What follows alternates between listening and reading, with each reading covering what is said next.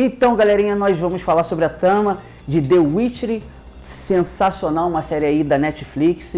Gostamos muito, assistimos e tá muito interessante. A gente vai falar primeiramente da trama, que eu achei particularmente sensacional. E você? Sim, a forma com que a série é trabalhada, né? A questão de passado, presente e vai se misturando, né? Então é muito, muito legal. E todo esse universo místico, né, de magia e mistura com medieval e bruxaria, cara, eu acho muito, muito interessante. O que lembra também um pouco Game of Thrones, né? Sim. A questão do Game of Thrones, que tem aquela coisa do Andarilhos da Noite, né? Aqueles de olhos azuis, eu não lembro porque eu não entendo muito bem. Walkers, então, eu não entendo muito bem de Game of Thrones, né? Assisti muito pouco, mas tem aquela coisa também de dragões, sim, né? Você vai ver dragão na série, né? Vai ver bruxos. Então, feiticeiros, né? Magas, etc, enfim.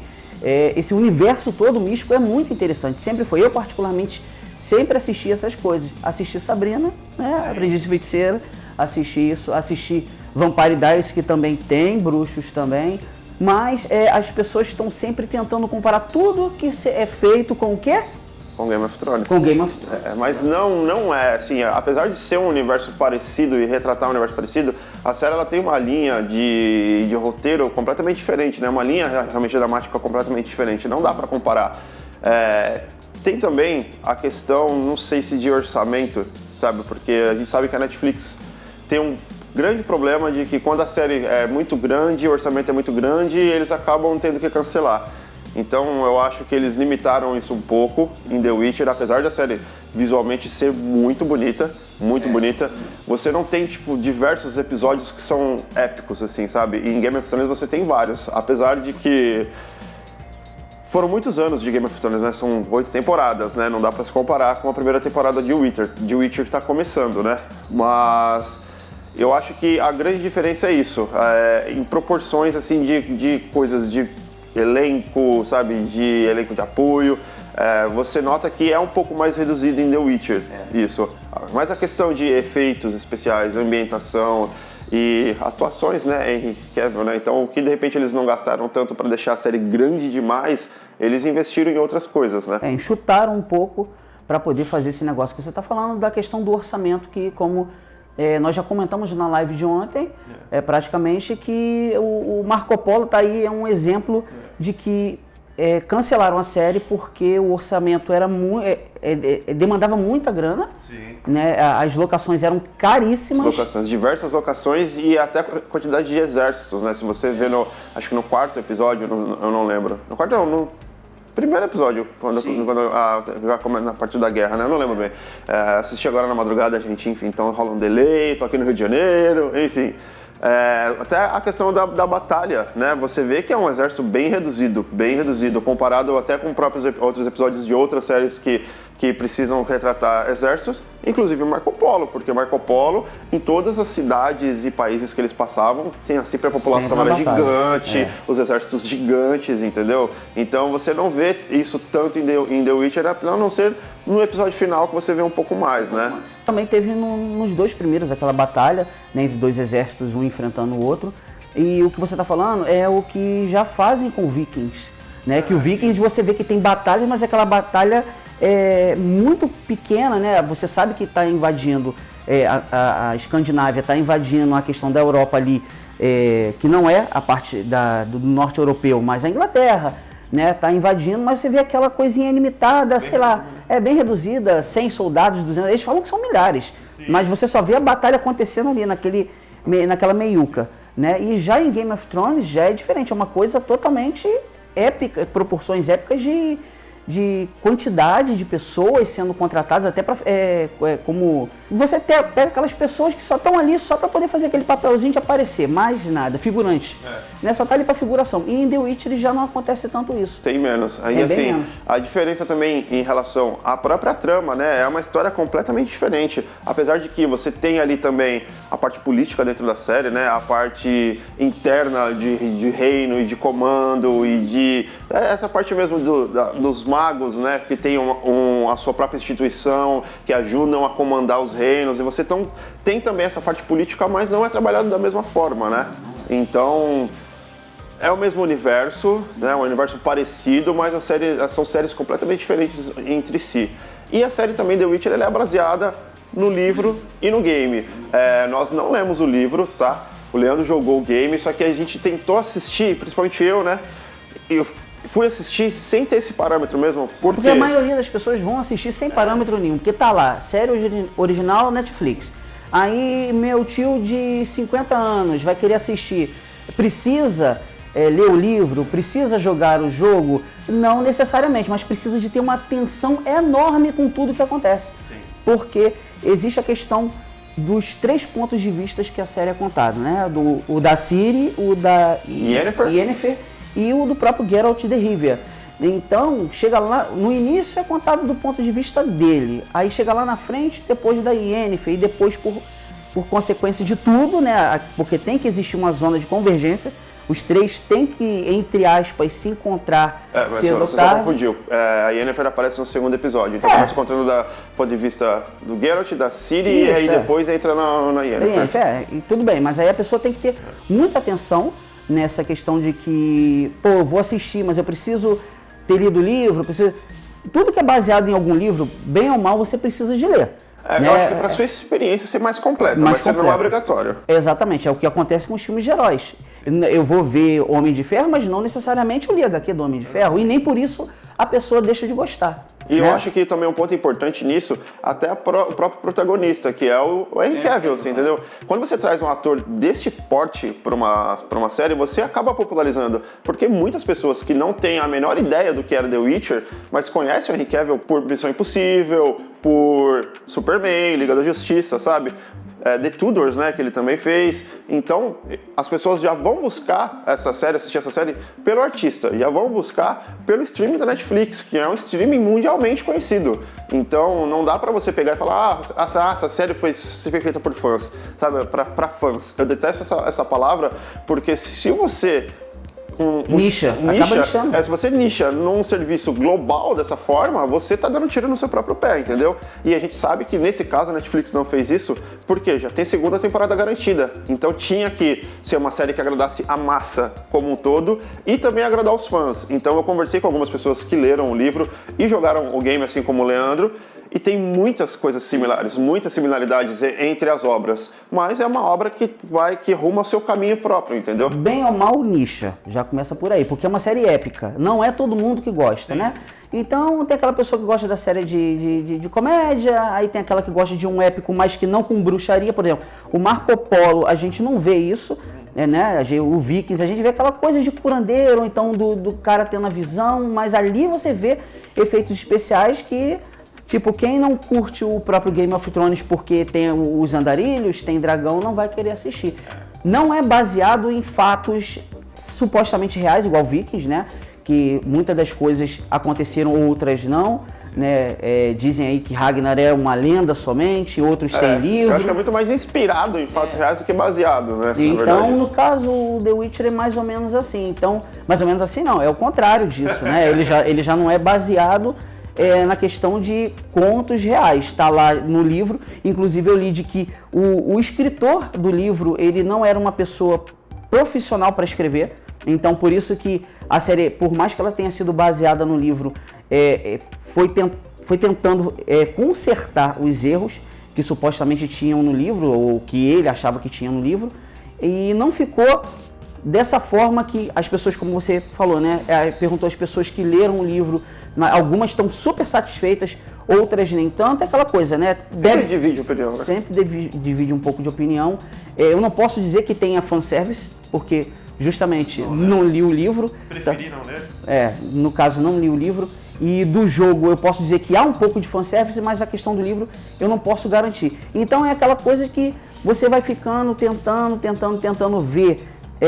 Como a pessoa que não leu o livro e a pessoa que também não jogou o jogo vai conseguir, mas precisa de ter muita atenção. Sim. Porque principalmente no episódio 7 e 8, que são os 2 últimos, que vai lembrar você de coisas que você viu lá na frente, que é onde começa você a entender os 3 pontos de vista, o da Ciri, o da Yennefer e o do próprio Geralt de Rivia. É a hora que o ponto de convergência, né, que é no episódio final, Se você não esteve atento durante a série, você vai se perder um pouco, porque a linha temporal se mistura um pouco. E isso eu achei muito bem trabalhado. Muito bem trabalhado. Porque a gente já critica bastante séries com flashback, né? Série que precisa, às vezes, de flashback para poder contar alguma coisa, para apoiar a trama principal. É o que acontece com Arrow, no caso. Acontece muito em todas as temporadas. Então, eles não fizeram isso. Você acredita que você está assistindo tudo na mesma linha do tempo e você descobre que não está. E aí é onde vai confundir lá na frente. Então você tem que prestar bastante atenção. Muita atenção. Então os episódios eles ficam muito arrastados. Os primeiros, né? Os dois primeiros? Os dois primeiros ficam muito arrastados. A questão da atenção é essa, você precisa prestar atenção no início, todinho até o episódio 5, para aí quando chegar no 6, no 7, no 8, você entender por que lá na frente foi arrastado. Porque são personagens bastante complexos, então para você entender a história de cada um, de onde eles vieram, para onde eles vão, o que eles querem passar, a forma com que eles vão precisar cativar você para você continuar assistindo. Então você precisa desses episódios um pouquinho mais lentos, com um pouquinho mais de história, apesar de que no primeiro episódio já tem ali o Geralt, né? Já começa ele já com ação, que é ele contra aquela aranha, né? E depois já entra ele dentro de um vilarejo lá também com uma coreografia muito legal de luta ali. Mas os episódios eles são realmente mais focados em contar a história dos personagens, os 2 primeiros episódios. Então a série ela começa realmente a engrenar na ação e até na parte dramática. Da metade pra lá. Isso, eu acho que começa no terceiro e aí vai subindo. O termômetro da série ela vai subindo assim conforme você vai assistindo os episódios e tipo chega no episódio final, nossa, muito, muito legal.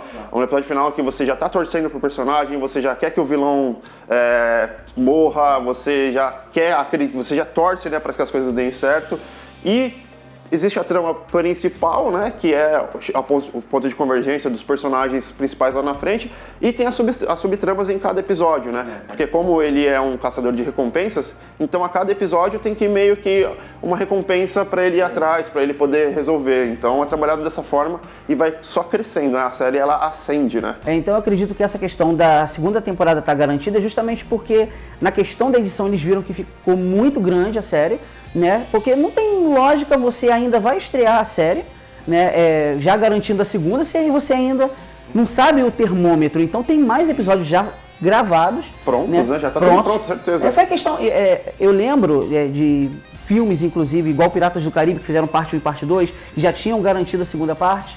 Né? Então é a mesma coisa que acontece nessa questão de que eles gravam bastante episódios, fazem os cortes, e aí vê que ficou tipo 15 episódios, 16 episódios, aí eles garantem já o segundo ano. E acho que até mesmo por isso que chega até o plot, a virada, né, do final, na primeira temporada, mas a segunda já tá pronta, certeza, que eles já finalizaram tudo, já sabendo que dá pra gente contar essa história aqui, prender a atenção do público com esses 8 episódios e manter a história dessa forma a partir do ponto de convergência para a segunda temporada, né? Então certeza que já tá tudo pronto, já foi, acho que pensado nisso quando eles decidiram, vamos disponibilizar já 2 temporadas, já vamos garantir a segunda temporada. E já tá tudo pronto, a história já tá pronta. Então eu acredito que vai ser uma série que vai parar na segunda temporada, porque pode ser que não que não tenha história, mas que seja necessário finalizar ali na segunda temporada. Como eu não sei o final do livro, então eu não sei dizer se de repente ainda há mais história para ser contada no livro. Certamente há, mas acredito que na série a segunda temporada vai ser, assim, aquela coisa que vai ser o ápice total, assim, das histórias, da convergência das histórias dos 3 personagens. Certamente pessoas importantes vão morrer e vai ter que acabar ali na segunda temporada. Eu juro que eu fiquei pensando bastante de quem ia morrer o Bardo. Justamente o alívio cômico da série.